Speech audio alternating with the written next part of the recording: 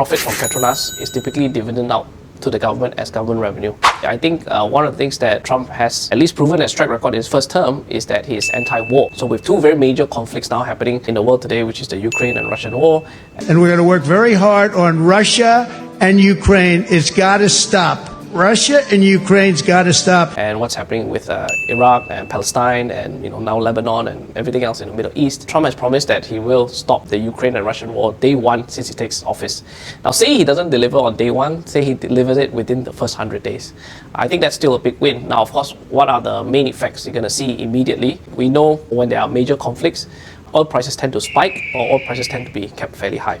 With Trump's policy, there's actually two-pronged, right? It's also related to ESG, which is all the green tech. He's likely going to roll back a lot of these policies. And one of the things that he's been very pro about is actually fracking. US is actually one of the largest exporters of oil if they wanted to be. In 2015, actually, under Obama's presidency, US became the largest exporter of oil in the world. So what we used to think that's Middle East is no longer the case. Why? Is because they've discovered a very efficient way to do fracking, which was not possible before because it was too expensive to extract oil from oil sands, right? Or what they call fracking. You can Google it. Fracking is likely going to increase. And the Middle East typically, or OPEC, that controls a lot of the supply of the oil in the world, may no longer be that case. So we may see oil prices come down. How does it affect Malaysia, right? So one of the things that we do have is our national oil company, which is Petronas. And the profits from Petronas is typically dividend out to the government as government revenue.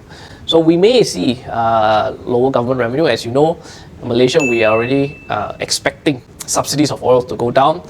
So the government will have to reduce its costs and find other means of generating revenue for themselves, right? Otherwise, the deficit becomes larger and larger. Some very exciting news. I'd like to thank all of you guys for supporting us. We're having our first meet and greet session. It's going to be physical. It's going to be PJ at our office. And we're inviting all of you guys who have been supporting us. We're going to be debating equities versus crypto. I guarantee you it's going to be highly educational. You're going to find out a lot of new stuff that you probably didn't know. I will be speaking on stage as well, and all of you are welcome. If you'd like to join us, drop us a PM or DM us. Tell us that you're interested. This is happening on December the 7th, right? It's a Saturday. It's going to be in the morning. We're going to have a lot of fun, and it'll be great to meet some of you guys who have been watching our videos and following us and subscribing, commenting.